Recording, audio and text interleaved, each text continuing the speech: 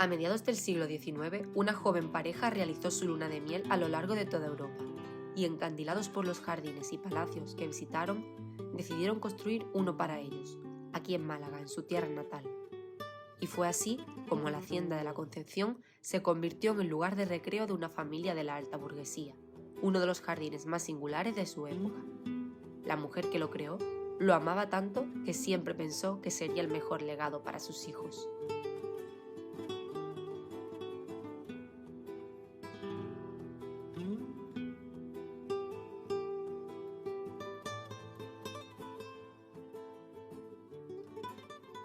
Me siento como una exploradora en busca del dorado. No sé por dónde empezar el recorrido. A lo mejor podemos empezar por donde comenzaban los visitantes del jardín en el siglo XIX. Estamos caminando por la continuación del lecho del río Guadalmedina. Por aquí venían los carruajes de los visitantes durante el siglo XIX, y había que regar un poquito el lecho de este camino para que no se levantara la polvareda. Se llama Camino de las Datileras. Es muy curioso porque Antonio Cánovas del Castillo bromeaba con este camino, porque decía que el río Guadalmedina era el único río de España que se regaba en verano. Este jardín tiene una típica configuración en pendiente. Digamos que accedemos por esta calle y desembocamos en esta glorieta, la glorieta de Amalia Negra.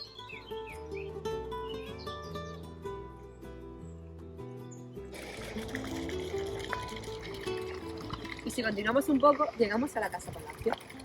De todas formas, esto podía entenderse como la zona del jardín histórico, que es la almendra central del jardín. Está pues salpicada, llena de pequeñas estatuas, monumentos, sorpresas que nos vamos encontrando a lo largo del camino. Esta escalera monumental de hombros curvos nos conduce a un palacete sencillo de aspiración clásica digno de unos marqueses. Para construir la casa-palacio eligieron el lugar que tenía las mejores vistas, y en él levantaron una lujosa mansión de estilo neoclásico. En la entrada norte de la ciudad de Málaga, entre el Pantano del Limosnero y el Arroyo Hondo, encontramos el Jardín Botánico Histórico La Concepción, un jardín de estilo pasajista inglés con más de 150 años de historia. Se trata de uno de los escasos jardines con plantas de clima subtropical que existen en Europa.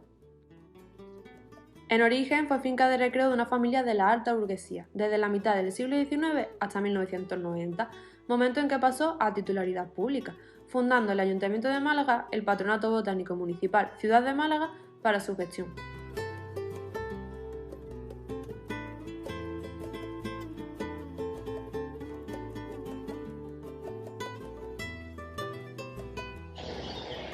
Para exótico, este puentecito de hierro, que representa unas ramas entrelazadas.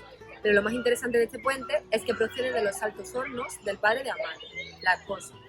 Sin duda, lo más impresionante que hay al lado del puente es este árbol, un Ficus macrophylla. Es absolutamente espectacular, pero no solo su copa con esas hojas tan grandes, sino estas tremendas raíces que se desbordan hasta el río.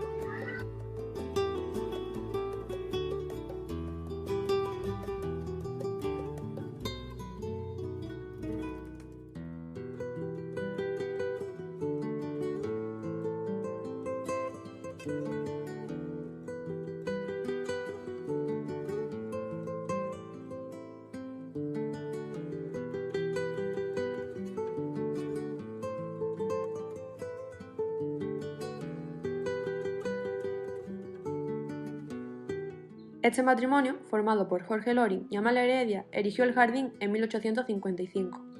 Jorge Loring, uno de los personajes más influyentes de la Málaga del siglo XIX, fue un exitoso empresario, y su esposa, Amalia Heredia, hija de Manuel Agustín Heredia, fue una mujer culta, interesada en las plantas, los libros y la arqueología.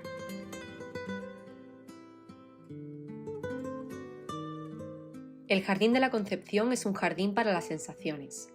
Amalia supo llenarlo de rincones evocadores y románticos que sin duda compartió con el amor de su vida, su querido Jorge. Era costumbre, en los jardines del XIX, instalar elementos exóticos de otros lugares. Este es el árbol pata de elefante, que es una sorpresa, un capricho del parque. Su padre, el mismísimo Manuel Agustín Heredia, realizó todos los elementos decorativos de hierro de la Concepción. Así, en la Concepción atesoraron un sustancial patrimonio arqueológico del que aún quedan algunos restos en forma de esculturas y mosaicos romanos. Además, este jardín cuenta con un rico patrimonio botánico, gracias, entre otros, a la destreza de un jardinero francés llamado Chamoissin, quien introdujo todas estas especies singulares en el jardín. De hecho, se llama Jardín Histórico a la zona de jardín que fue declarada Bien de Interés Cultural en 1943 y que comprende el espacio creado por la familia Loring Heredia y, posteriormente, completado por la familia Echevarría.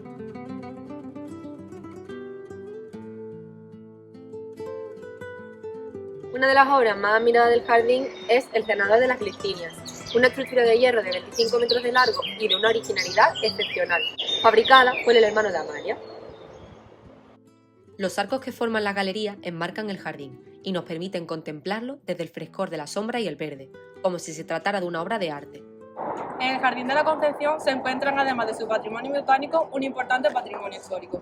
Durante el siglo XIX, la Concepción fue un lugar de encuentro para ilustres personajes de la época, políticos, artistas, aristócratas y la noble burguesía malagueña que frecuentaban estos jardines. Se construyeron numerosos edificios nobles, la magnífica Casa Palacio y el bello Mirador, en el cual muchas personas venían a pedir la mano. Y el Museo Loriñano, que albergaba los hallazgos arqueológicos encontrados en las excavaciones financiadas por la primera familia propietaria de la finca, como la Lex Flavia Malacitana, actualmente en el Museo Arqueológico Nacional. Aunque los negocios de Jorge Loring en Madrid y sus compromisos políticos mantenían a la familia alejada de esta finca, venían cada vez que podían a disfrutar de este espacio. Y Amalia iba incorporando nuevas especies hasta que este jardín en aquella época llegó a ser considerado como uno de los de mayor diversidad de España. Esta plantación tiene más de 150 años y se ha convertido en el bosque de bambú negro más importante de España. Esta planta tiene una extraña singularidad y es que muere una vez que florece. Seguramente esto la convierte en la planta más romántica que existe. A pesar de que fueron años de intensa actividad industrial y comercial, 1880 fue el inicio de un periodo de decadencia con el final de la Tercera Guerra Carlista. Los Altos Hornos del Cantábrico reanudaron su producción, provocando el cierre de las fundiciones malagueñas. También llegó la decadencia a la familia Loring Heredia, y para hacer frente a las deudas, Amalia se vio obligada a vender varias de las obras de arte que atesoraban el Museo de la Hacienda. Vendió casi todas sus pertenencias, pero se resistía a vender la Concepción. Amalia hizo gala de su condición de luchadora hasta su muerte en 1902 y a pesar de las dificultades económicas nunca se rindió. Si Amalia Heredia hubiera sabido que el jardín iría a parar a manos de Amalia Echevarría, se hubiera quedado bastante más tranquila. Ellas no solo compartían nombre, también compartían afición por la literatura, pintura y por supuesto la jardinería. Junto con su marido, Rafael Echevarría, se encargaron de mantener esto en maravilloso estado, pero también de ir incorporando poco a poco nuevas especies vegetales. Los Echevarría adquirieron la finca en subasta en 1911 y pagaron el precio de 90.000 pesetas. Unos 540 euros por esta impresionante hacienda con todo lo que contenía. Increíble, ¿verdad?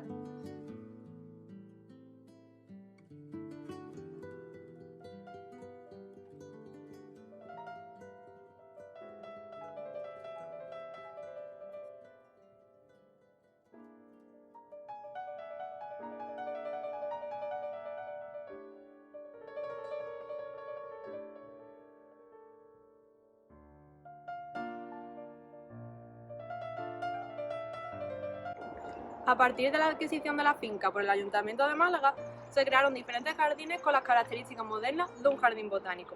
Se trataba de jardines con colecciones ordenadas, posibilitando un estudio más sistemático y académico de lo que permitía el jardín histórico, ideado en su origen como un jardín de paseo. Blanca Lasso de la Vega es la responsable de investigación y divulgación científica de este jardín y también la autora del libro Plantas y jardines en la Málaga del siglo XIX, el caso singular de la Hacienda de la Concepción. Blanca nos cuenta datos interesantísimos. La primera familia, digamos que tuvo un estilo más romántico a la hora del diseño, incluyendo más elementos ornamentales. Pero entraron los Echevarría-Echevarrieta en el 1911 e incluyeron pequeños detalles característicos del regionalismo, como es el mirador, tendencia de entonces. Hicieron jardines también muy bonitos, como es este de la ninfa. Ellos le dieron su propio sello, pero con la delicadeza de no romper nada de lo que había hasta entonces. Digamos que continuaron ese legado de los Loring y lo hicieron hasta 1963. Este jardín tiene la impronta de Amalia Heredia, la mujer que lo creó, lo cuidó y luchó por él hasta el final de sus días. Días que alcanzó, según sus propias palabras, traspasada de angustias, pensando que a su muerte todo se perdería. Pero eso nunca sucedió. El Jardín de la Concepción permanece con sus árboles y plantas, sus senderos y riachuelos, unido a un nombre de una mujer. un jardín que sobrevivió a su creadora y que se ofrece a nosotros en herencia universal.